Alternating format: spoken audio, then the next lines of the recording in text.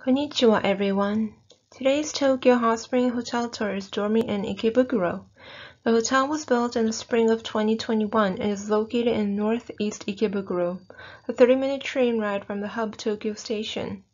The room I stayed in is on the 12th floor, a double bedroom which costed approximately 5,500 yen, or $55 per night, breakfast included.